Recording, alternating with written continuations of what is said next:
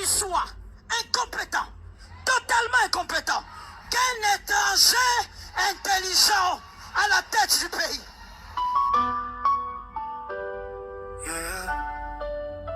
Écoute la voix du peuple. Quand la vérité parle, même le silence tremble.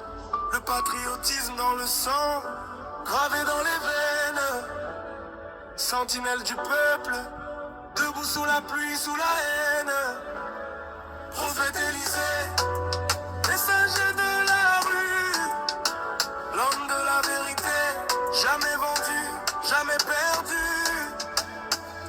Il a combattu l'ennemi du peuple sans peur, homme intègre, cœur propre, rempli de valeur.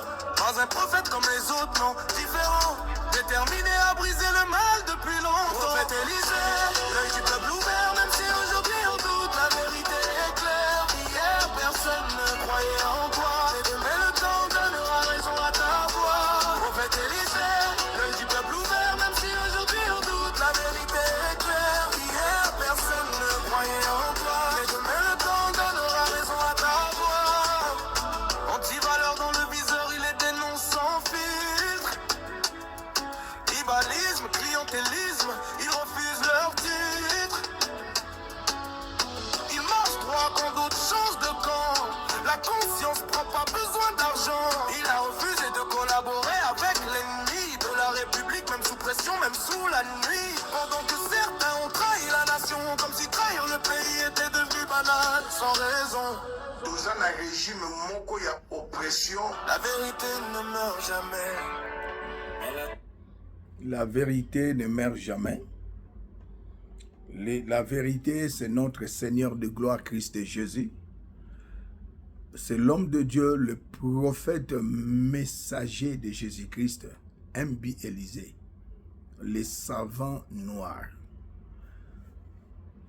Yangambote na Congolais nyonso bisika bobelemi. Pour l'amour de ma patrie, je ne me tairai point. Pour l'amour de mon peuple, je n'aurai point de repos jusqu'à ce que la liberté du peuple congolais apparaisse comme l'aurore. Ma lutte, Boye Biango, naza église au milieu du village. Naza na parti politique mogote. Nazali l'œil du peuple, la voix des sans-voix. Défenseur et peuple congolais. Ce qui se passe chez nous, c'est vraiment... Je suis désolé. Na rappelé na premier mandat, Dieu donné Lobo, Moulouba Yambushimai.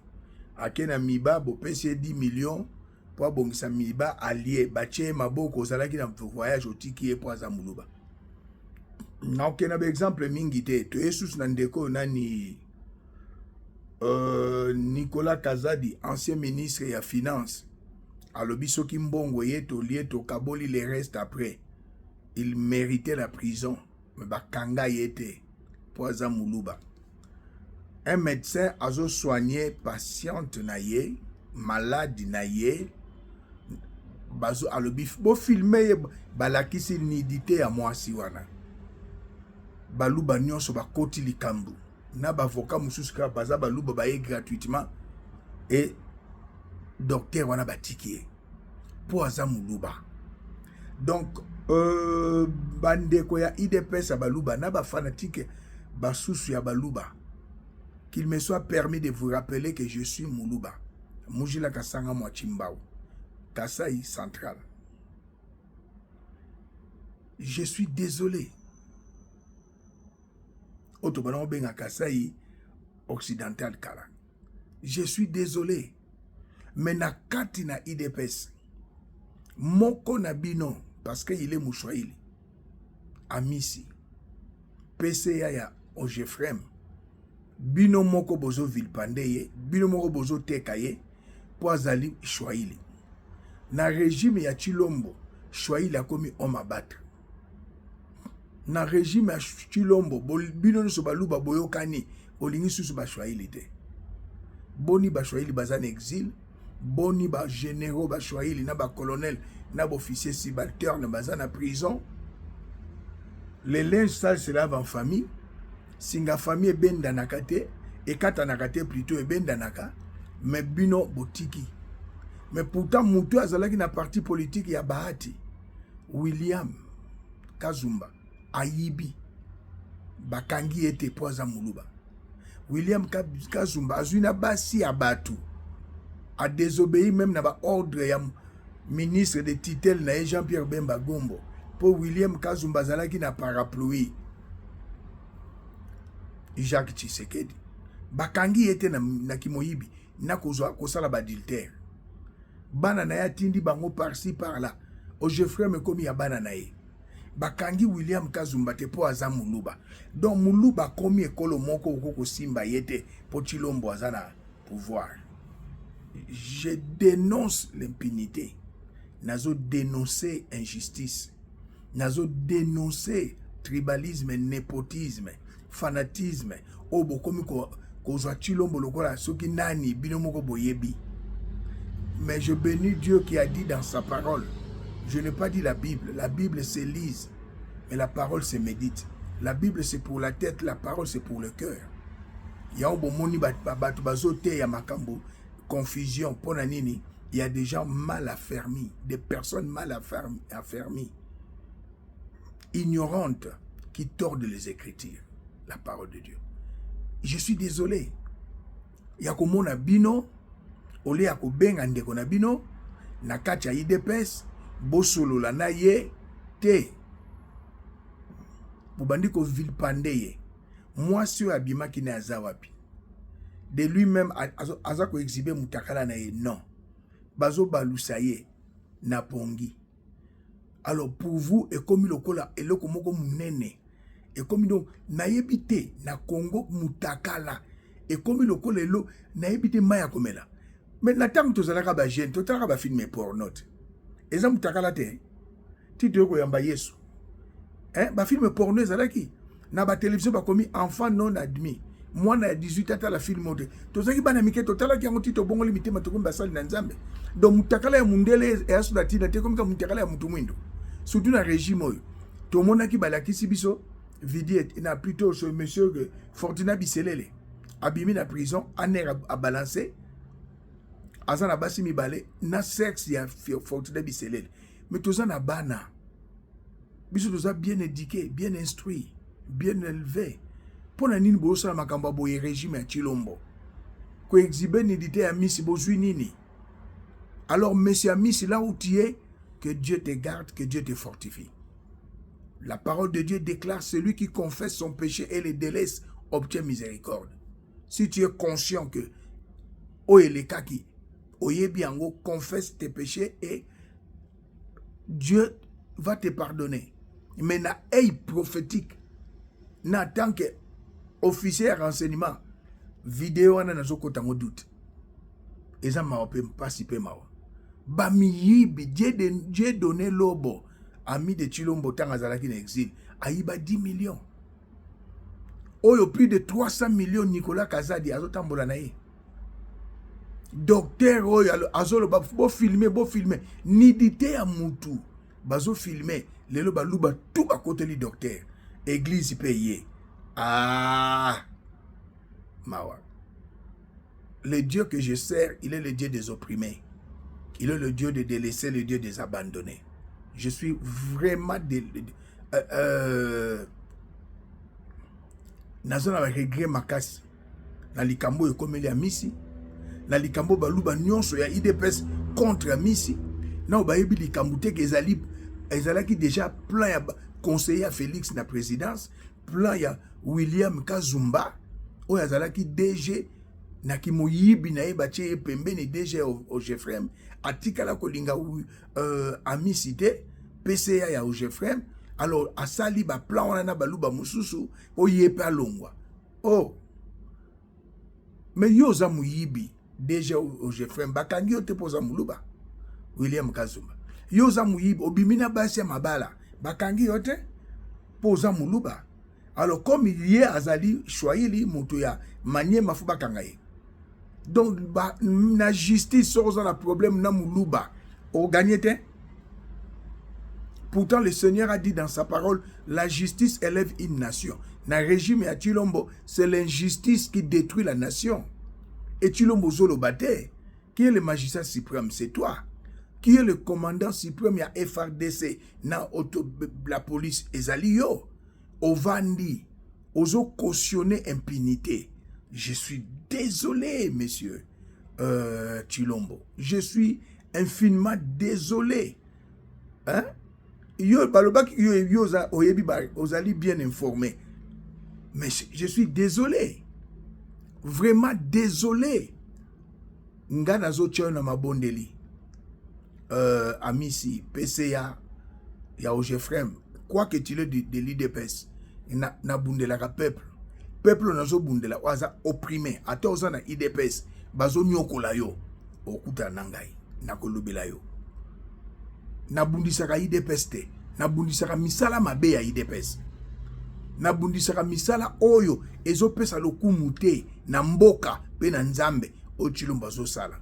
Impunité, injustice, insécurité, détournement, pillage, yaba minéré na biso, misère organisée. Nyonso Chilombo zo sala, tribalisme amatisi yango na sommet, népotisme, alingi batu bakumisa kai, bakumisa Mobutu. Sakombi nongo abimisa na photo ya Mobutu amemi yango na mapata. Hein? Balobi na Joseph Kabila tolembi yote. Yope babandi ko gumba melona bato bazalaki na Mobutu. Bato bazalaki na Joseph Kabila et bato baza subaye pa na yo. Yope oza ndima yango. Ngana kubenga na bango nyonso. Je suis désolé. Nazo na ko soutenir petit na yo. Na mabondeli. Nzamba révélé nga makambo ebele. Nazo soutenir petit na po baluba batelemelie. Baluba lingi alongwa. IDPS papa Etienne Tshisekedi ezalaki ya baluba te. Tant bazalaka na véritable union sacrée. Ezalaka bikolo nyonso. Et papa Etienne Tshisekedi atikali ye moko Mobutu a corrompre les autres. Azalaki na ba secrétaire général ya ndenge na ndenge. Je suis vraiment désolé. Vraiment désolé. Ya komona ndeko ndenge bazako sala yi. Vraiment désolé. Et je lobby ezali mokili mombezo fêter Pâques. Jésus-Christ est notre Pâques. Bonne fête de Pâques, na pesi d'avance na bandeko nyonso. Chaque dimanche nazara na émission combat prophétique na koleka par la mesure de grâce au Nzamba pesanga, mais nga na célébraka Pâques mikolo nyonso. Moi je ne lis pas la Bible mais je médite la parole de Dieu. La Bible n'est pas la parole de Dieu mais elle contient la parole de Dieu. Dans la méditation de la parole de Dieu, le Saint-Esprit m'a révélé que Jésus-Christ est notre Pâques. Na célébrera Pâques du jour au jour. Il est notre délivrance. A délivré Congo, na maboko ya Chilombo. A délivré Congo, na maboko ya bayini ya Congo. A délivré Congo na maboko ya Museveni. O Chilombo lingi ko tanga te. Ozo tanga Paul Kagame, c'est bien. Mais Museveni, ADF, Bangwana babomi, kuna na Ituri, bazan état de siège, gouverneur militaire azawa na Luboya. Mais ADF azoboma, plus de 60% ya maison incendiée, plus de 80 personnes babomi bango, na Beni, babata moto, bakati bango mitu mwana lakisa bango ezawate, ezana na ba réseaux sociaux, Chilombo, obengisi ya ambassadeur ya Uganda, na ville à Kinshasa, obengisi, ministre affaires étrangères, beaucoup misaka matin, midi, soir, azuize mi mobala yebani te, mi mobala yebani, na kindumba na ye, bobengisi, yozo le la Rwanda, côté le la Rwanda, je suis content, c'est bien, Kagame a fait beaucoup du mal au peuple congolais, mais Museveni peut sali mabe, mais ozo bomba Museveni, des voleurs, ozo bomba, des criminels, des terroristes, ozo protéger criminels moko, ozo dénoncer moko. Mais Museveni a boma. Na bitumbo zaki na Kisangani. Balingi bafuta biso 11 milliards, yo le bité bafuta plus de 300 millions de dollars. Mboko mususu oboyaki pourquoi? ADF a bomi. Léopard a gagné. Longonia. C'est comme dans une maison. Papa moka bota bana moko tazo examen d'état. Le quoi Etienne Tshisekedi Mulumba. Il a été nommé, comment dirais-je, docteur en droit. Mais il a Azaraki docteur en droit. Ça a 3 ans na campus. Attendu droit 3 ans. C'est un gradué mais CIA et PCA docteur en droit. Pour ça docteur a na thèse, Etienne Tshisekedi dans la thèse. Tout le bateau. Bana Etienne Tshisekedi a botina Marthe Kassalu, angolaise de père et de mère, moi na moko taza na diplôme d'état. Sikoyo, to pesi exemple, moi na moko après 52 ans, j'ai diplôme d'état. Faut me sepeli. Ndenge Léopard, to sepeli, c'est un exemple. Et ça ndenge moko batwa sepeli à Léopard, a eu coupe, à la coupe du monde après 52 ans, c'est bien. Mais babomi Chilombo, babomi na plus de 80 personnes. Village Mobimba, 60% des maisons incendiées. Mais l'objet au Kozouan, bako sepe la fête à Léopard. La parole de Dieu dit. Dieu dit dans sa parole. Je ne dis pas la Bible. La Bible n'est pas la parole de Dieu, mais elle contient la parole de Dieu. Mieux vaut entrer dans une maison de deuil que dans une maison de festin. Tu te dis croyant, pratiquant ou chrétien, parce que tu n'es pas chrétien. Croyant, pratiquant, et cause à la bien et pas naïo, mais tu n'es pas chrétien. Chrétien veut dire comme Christ.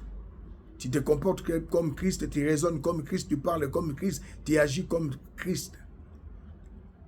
Babomi. Le Seigneur a dit dans sa parole, mieux vaut entrer dans une maison de deuil. Bakiti si drapoté. Pour le bateau bakoufi na Mambasa, na Ituri. Lobi Chilombo, avec le voleur, ministre ya Didier Boudimbo, baneko braqué batou, mouyibi, bazana, azana, dossier mobima na Belgique, baké ou soba joueur, na bomimi bango sika bobongisi, bosepeli. Mais boza kosa, oyo batou bakoufi, boza kunate. Donc, volonté du Seigneur au sein de la garantie. Moi, je fais la volonté de Dieu. Je compatis avec Bandeko Bakoufi na Mambasa, na Ituri. Je compatis. La vie humaine est sacrée. Léopard, oui, Ekoleka. Na Coupe du Monde, équipe Morote Afrique et Coupe du Monde. Exacté. Hein? Car je crois Cameroun a commencé dans quart de finale, je crois. Équipe Morote Afrique et bêta demi-finale. Mais boko bimisa mbongo Chilombo ndenge bo mesala ko zo mbongo bo yibi bo bimisi mbongo bo kaboli pour ça pour vous et bo sepeli mais bateau ba koufi na Ituri RTNC lobi yango bo compatir na bateau na Chilombo c'est ça diriger le pays humanisme ezate motema ya kotala ba pasi ya baninga ezate lokola yo bima na nzete ondiro bima obima no kaka brrr. Papa Etienne Tshisekedi na Marthe Kassalu babota yote. Batu bazo kufa, ADF azo boma. Eza ba islamiste, batu bazali ko bundisa soi-disant, je dis bien soi-disant, bazo bundisa nani Uganda. Nani bakota na Uganda te baboto la parti moko te basala ba Uganda le côté. Mais bazana mboka na biso ko boma ba congolais. Na Beni kati mitu eza na réseaux sociaux oyo chaîne YouTube soko la kisi yango ba chaîne ko zana kokoso bakati batu mitu bakangi donc Beni za na matanga Ituri na matanga yo kaka AFC M23 na Paul Kagame c'est bien na telemeli yango te eza bitumba kuna batu bazo kufa mais na kisa les gens meurent na kisa batu bazo kufa bazo kotela batu na bandako ba chambre froide de moni passé bandeko bazali na comment dirais-je ba cambiste ba changer misolo bazo mona passe bazo boma bazo botela misolo lobi boko mona Kisasa n'ébullition peuple congolais ils ont conscience ko peuple congolais bozo lingaka bitumbe comme na kenge pour bona ko sambela nzamba ko kabinote hein bolingi bitumbe comme na plateau ba teke M23 comme na ba plateau AFC M23 na boya akokoma te na zobondela nzambe akoma te pour nazali moto alingaka bitumba te. Dieu c'est un Dieu de paix aza nzambe ya bitumba te hein asilisa bitumba na biso nekulusu yango tozo célébrer Pâques mais je suis désolé ya komona Chilombo na kati ya loisir. C'est vrai aux jouisseurs Chilombo gouvernement aux ba jouisseurs bozali na bino ba jouisseur boyaki na bino ka pona ko yiba boyaki na bino pona ko bebisa na Ituri batu bakufi luboya boko longola ete Qu'est-ce qu'il fait? Nazana dossier munenawa. Nakolobango lundi nangola nzambe oya batela kabiso. Dossier munene nakopesa ta flash te. Pona misolo oyo ba pesa na FRDC. Pasi. Bato bazo gerango baza na 4 institutions te. Misolo ya armée.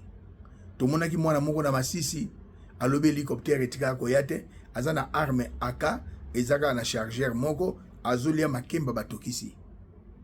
Tokolonga ndenge nini? Yango Nations Unies lobi bitumbo tokolonga ka yango te. AFC M23 bakokomaka pe na Kinshasa te. Bozo kende na avril otokoti na Suisse. Na pesa ki conseil nga naza mingi na losambo po Chilombo ayokaka te. Azana ndolenge nazo kamba makambo. Me yebaka ete kulo eku kudi muntu. Na likolo wa mutu azali Yesu Masia. La justice divine Chilombo existe. Yahweh Chikenu, Dieu de justice azali. Oko kanisa teke Mobutu après 32 ans est parti. Joseph Kabila azanano mais alongwe. Ozo kanisa teke yopo kolongwa. Naba Roseline, naba Daniela aveuglé par les diables, envoûté par les diables. Bozo yebate ba prédécesseur na bino, ba collaborateur na bango, bana na bango, bana ya ba président mususu lelo. Bazo lia na bango, bazo mela na bango, mais ba privilège bazalaki nango bazana ngote. Bozo kanisa yango te. Manda l'été esilaka Chilombo. Ozo diriger mabe. En tant qu'individu n'a problème na yote. Mais mes gestion. Bato ba kufa ozo kipete. Oko kene na Ituri te. Oke na Kamba, c'est bien. Okendaki na Doha. Na ebiti no kendaki. Lelo okomi na problème. Na fongoli parenthèse na zokanga. Na bato yo pesa ki minduki ba civil ba mai bo pesi bango kombo ya wazalendo. Lelo za na problème na wazalendo. Okende ko funda bango na nini na Doha. Je le sais. Po ba ibisa bango batika minduki batambato mola kusala ba minduki te. FRDC kalate peuple congolais akobunda na ba wazalendo. Pour nini accord États-Unis.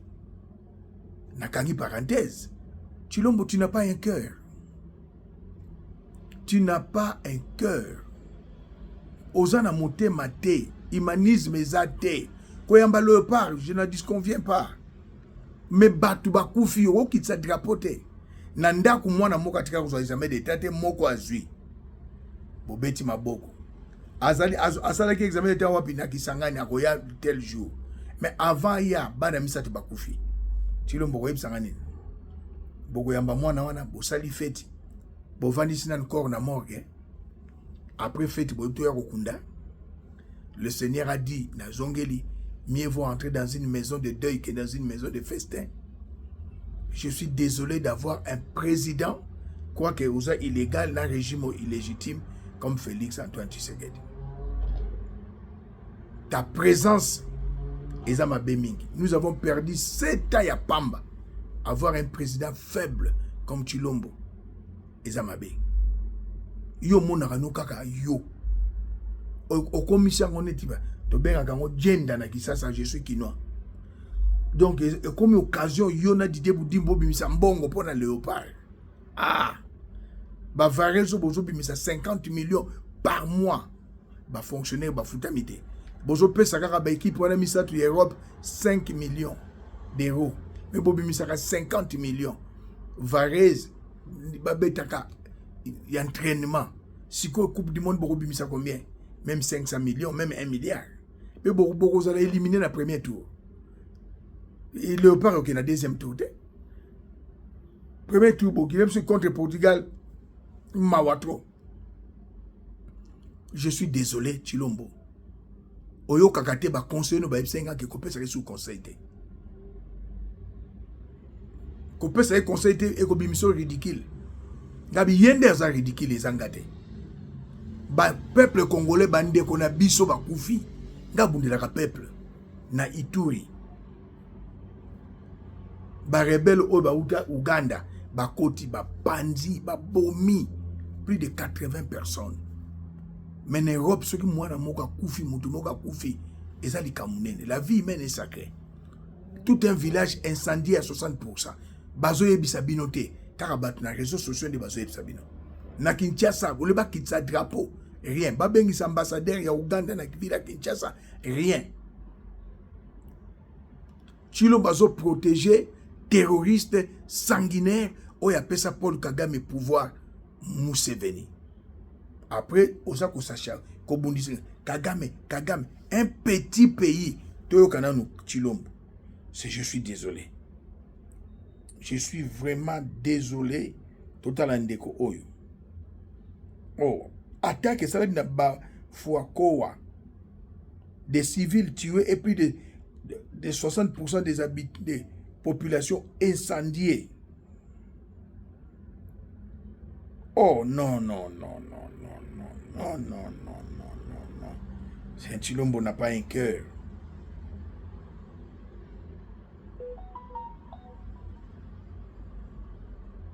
Andé ba incendié. Yango. Tout un village incendié. Chilombo Vandi. Akeno yamba léopard lobby. Yopo bimi okeko yamba léopard. Problème est kende yamba léopard. Kende yamba léopard. Chilombo. Je voudrais ici interpeller directement la communauté internationale et l'Union africaine. Le Rwanda continue de violer ouvertement et sans scrupule les principes fondamentaux de la Charte des Nations Unies ainsi que les accords régionaux. Pire, ces agissements se déroulent dans une impunité totale et ce, avec un mépris manifeste des règles internationales et des valeurs que ces institutions sont censées défendre. Cette attitude arrogante, qui ne cherche même plus à masquer ses forfaits, est une provocation inacceptable à l'égard de notre souveraineté et de la stabilité régionale. La présence de milliers de soldats rwandais sur notre sol, leur soutien politique, logistique et militaire à leur pantin du M23, ainsi que leur implication dans l'exploitation illégale de nos ressources naturelles, nous conduisent tout droit à une escalade aux conséquences imprévisibles, mettant en danger toute la région des Grands Lacs. Les chers frères et sœurs nord, sud, est, à l'ouest, bonjour, bonsoir. Lorsque vous entendez ce type... Ce monsieur n'est pas congolais. Bolanda. Vous avez l'impression qu'il est le directeur de communication, du gouvernement congolais. Vous n'avez pas l'impression que c'est le président, c'est celui qui donne des décisions, qui prend les décisions, qui assume le destin des Congolais qui est en train de parler. Vous avez l'impression que c'est le directeur de communication ou alors le ministre de la communication qui vient faire une communication gouvernementale. C'est terrible. C'est assez terrible. De telle manière qu'on n'arrive plus à comprendre vraiment ce que vaut Tshisekedi. Monsieur Félix Tshisekedi, j'aimerais vraiment, si tu ne le sais pas, te rappeler ici que le Rwanda est un micro-État à côté du RD Congo. Le Rwanda est un micro-État, c'est un petit État comme ça là, à côté du Congo RDC. J'étais au Rwanda, moi. J'ai vu le Rwanda. Le Rwanda est comme Yaoundé, avec le même relief et tout ça. J'étais au Rwanda. Le Rwanda, c'est un petit État. Tu dois avoir honte de venir tous les gens, tout le temps se plaindre, se lamenter. Oh, le Rwanda a fait, oh, le Rwanda a fait. Quelle honte! Mais quelle honte! Le Rwanda soutient le M23. Le M23, c'est un État. L'État du M23 est où? Le Rwanda, ce n'est que la branche de marché. Tu passes le temps à dire aux gens ce qu'ils connaissent. Mais est-ce que tu es là pour communiquer, pour dire aux gens ce qu'ils connaissent? Mais tu es là pour agir, soutenir, et protéger les territoires congolais, leurs biens et les Congolais. Ah, bref, pour faire bon français, soutenir les Congolais, leurs territoires et leurs biens. Quand tu sais que le Rwanda est un petit pays comme ça à côté du Congo, tu n'arrives pas à comprendre. C'est comme si on disait un éléphant qui se lamente tous les jours d'un chiot qui aboie sous ses pieds. Mais quand vas-tu, est-ce que tu n'es que un communicateur, un directeur de communication hein, du gouvernement congolais. Mais c'est pas possible. Tu n'oses même pas prononcer ceux qui sont derrière le Rwanda. Le Rwanda est un petit pays comme ça à côté du Congo. Qui arme le Rwanda? Pourquoi tu ne les dénonces pas? Pourquoi tu n'as pas le même discours que les Ibrahim Traoré, la Simi Goïta et tous ces gens-là? Pourquoi tu ne parles, pourquoi tu ne peux pas dire la vérité? Mais qu'est-ce que tu fais là? Mais qu'est-ce que tu fais là? Mais je vais encore te dire une chose. Si c'est le Rwanda, tu ne peux pas me dire que le Grand Congo, RDC, ne peut pas écraser un petit microbe qui est à côté. Tu passes le temps à aller dans tout le monde entier. Quelle honte tu donnes aux Congolais? Quelle honte tu donnes aux Congolais? Tu dis que tu vas partout chercher quel père avec un micro. Tu as vu partout où cela s'est imposé dans ce monde-ci. Lorsqu'un grand se sent menacé par un petit, il écrase. Ah, tu viens donc accepter ici, nous faire comprendre que le Rwanda est plus puissant militairement que le RD Congo. Tu viens nous faire comprendre ici que le Congo c'est un éléphant au ventre vide. Tu viens nous faire comprendre ici que le Grand Congo, hein, on ne danse que le kwasa, le ndombolo et tout ça, et que les têtes sont vides. Tu es entré par ton acte, tu es en train d'insulter tous les Congolais. Tous les Congolais, Félix Tshisekedi. Tous les Congolais. Est-ce que tu t'entends parler, Félix? Est-ce que tu t'entends parler? Mais c'est honteux. Mais c'est souillant. Mais c'est lamentable. Mais ce n'est pas possible. Comment tu peux le dire?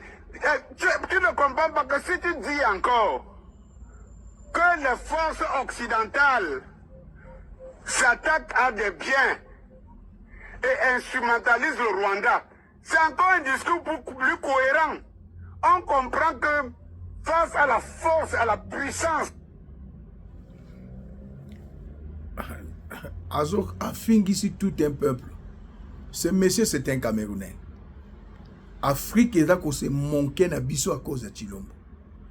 Plus de 150 millions basés insultés dans le comportement de Chilombo. Un président qui parle comme le porte-parole. Un président plaintif. Un bébé en politique, Chilombo. Petit pays comme le Rwanda.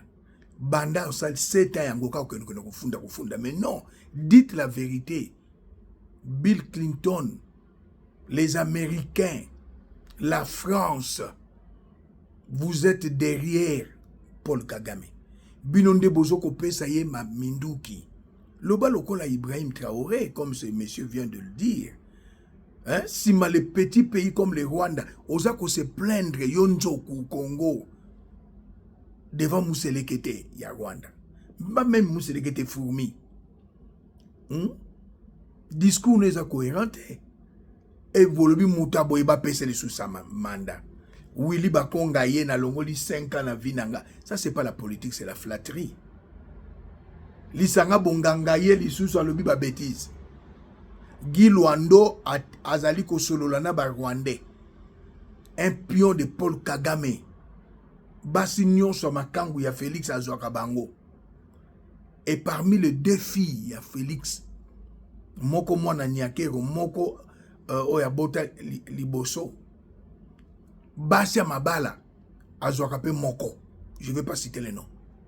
Parmi les 2 filles, il y a Nyakero, Baza marié, Guy Luando Azouakamoko. Pas Azouakame information, il y a Chilombo. Guy Luando, c'est un pion de Paul Kagame. Tolobaka Awa. Tolobaka Awa. Likambo ya busa Nyamwisi.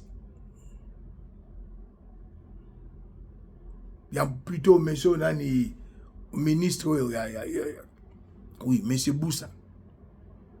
Azali na M23 Bondima Kite. Le lobo yoko comprendre. Guy Luando, c'est un traître. Batouba Fingisi Équateur. Lisanga. Mouta Fingisi Équateur, Guy Luando. Mouta Fingisi Équateur. Motoyo. Willy Bakonga. Mais celui qui fait la fierté, Jean-Pierre Bemba.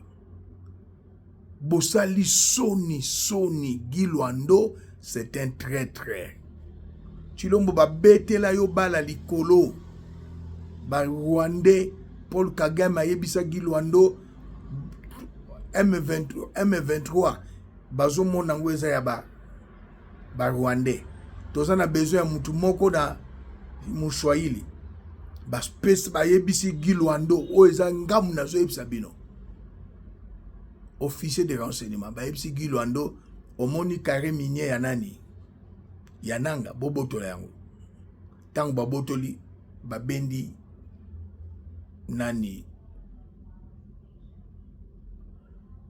Corneille Nanga bachesuko AFC M23 M23 comme dit na delige M23 yango moko linga ko kufa Congolais moko te andima ki azala pe asolola na M23 mais tant bamoni Nanga Congolais de père et de mère aye yenda pesi souffle na M23 Chilombo zo comprendre te grâce à Guy Luando travaille avec Paul Kagame azana batu na Kinshasa Babizi Makara Claude Mukins représentant ya batu Rwandais touti Otika Vanda inspecteur senior ya Banque Centrale bango na Guy Luando bazaboye apesa ka information na bango bapesi Paul Kagame Babizi Makara Claude Mukins inspecteur senior Rwandais touti Guy Luando c'est un traître. Oya pesi souffle na M23. C'est Guy Luando tant botoli Nanga. Carré minier. Nanga ba plan ça qui déjà établi. Ba service na bina sécurité ba sala comme ça. Demia pe sala comme ça. Aner sala comme ça, CNC sala comme ça. CNC sala comme ça ni. Je suis désolé. Bovandi kaka na pona bisengo ba jouisseur.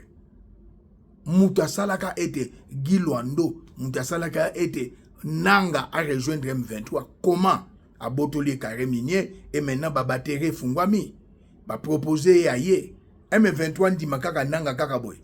Mais non, tout était déjà préparé. Les Rwandais sont là pour anticiper, mais Congolais pour anticiper même ba service à renseignement pour anticiper. Président Jacques Nani, chef de sécurité, na yabi quoi Tshisekedi, ton petit frère ayebi kaka koyiba mbongo, kozwa basi na basi abatu. Donc c'est ce que vous faites, Moussa Nabino boyebi kaka yangwana. Je suis désolé. Guy Luando c'est un traître. Guy Luando c'est un traître. Talaba makangu na onyo so Chilombo, il est tout autour. Pose information. Pe ba makangu na wana atia bango pour na kosala nini? Tirer d'informations et pas là. Je suis désolé. Guy Luando c'est un traître. Au Tchaki Tembena Jean-Pierre Bemba. Au Bundisana Jean-Pierre Bemba. Et Simbate. Jean-Lucien Boussa. À Bundisi Jean-Pierre Bemba et Simbite. Mais aujourd'hui, il y a un gène. La nouvelle classe politique n'Équateur. Le leader de la nouvelle classe politique qui respecte mon aîné et papa na Jean-Pierre Bemba Gombo. Mais lui, il est de nouvel élan. Maître, avocat. Blanchard Mongomba. À Ken Équateur, à Sali Misala. Bazo Benga Lelo, Mwana Mboka, VPM. Ministre Abidje, Adolphe Mouzito, notable, chef coutumier ministre Équateur, va PC Mabele. Pour la Moussala Kitoko, secrétaire général, peut dire cab à Sali, Kuna Namboka Nini Équateur. Abet ici, maman Nzango, na esika nini, na terrain Sosa, na journée à mama, na mois de mars, et Sili Koleka. Kaka Yewana Kepa Fumukimbangu. Asali makambo minene toloba te. Je suis désolé. Je suis désolé. Yeyo. Bino bokanisaki bino ba Guy Luando, mais non. Petit poisson deviendra grand. La nouvelle nouvelle figure ya politique n'Équateur pe na ville ya Kinshasa. Akangi Mwamba, akangi Chango, akangi Funa, akangi Lukunga. Maître Blanchard Mongomba. Akangi partout. Pona nini? Mokonzi na ye. Il a un cœur. Atikeli ya sala musala. Parti politique Nouvel Élan, leader eza Mungala, plutôt Bandundu, mais Atikeli Mungala Akamba. Mungala. Équateur Akanga. Akamba. Maître Blanchard Mongomba. Nouvelle figure. Nouveau leader. Il y a classe politique en Équateur. Yewana. Guy Luando, traître. Jean-Lucien Mboussa, traître.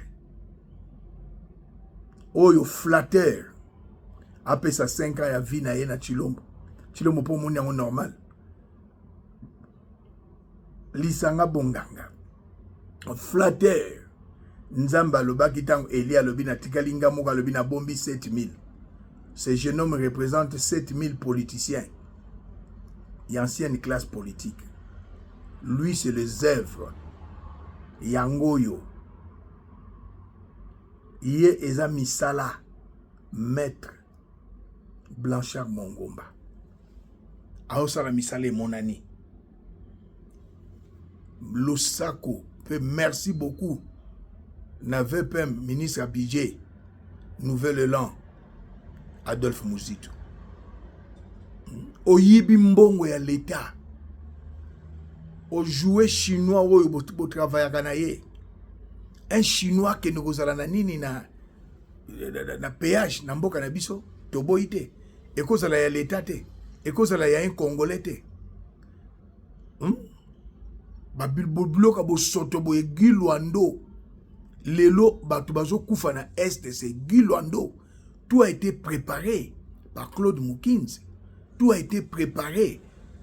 Paul Kagame a yebisi Claude Moukins a yebisi Bizi Makara bavanda à 3 na Guy Luando allez babotoli carré minier yanani Corneille Nanga pour tout a été déjà préparé na okota na ba détail été bo futaka ngai te mais lelo nina kamusabino parce que M23 zaki na souffle lelo batu bazolo na poto batu bazolo par-ci par-là bazoya na Goma eza pona bisi moite eza pona Corneille Nanga M23 AFC M23 tombwami ba Congolais ba komoko lobela bango pona Corneille Nanga tout ça c'est Guy Luando a trahir yo azobima na ba makangu na yo nyonso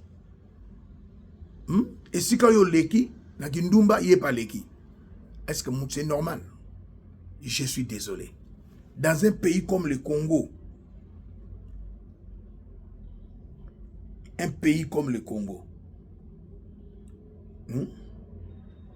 plus de 3 milliards, il y a défense na FRDC. Bolie yango. Moi no azalaki na masisi alakisi ke bazana bileite. Un colonel full à ça la SOS. Voilà, comme ça. Ali Mimbai Munga. Nalekisa ki angolobi bota la bino. Naza colonel full. À service actif, ma On première Fachi, zone de commandant défense. suprême. J'ai beaucoup servi la nation. Mawa. J'ai commencé l'armée depuis 1985. Je suis ressortissant de l'école de formation d'officiers, 15e promotion. J'ai beaucoup travaillé avec des chefs.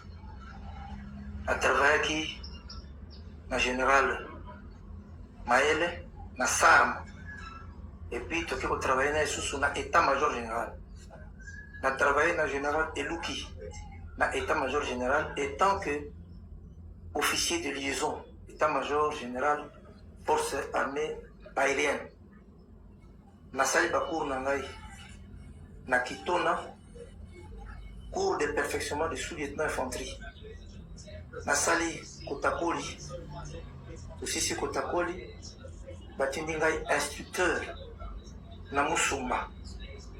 instructeur na Musumba.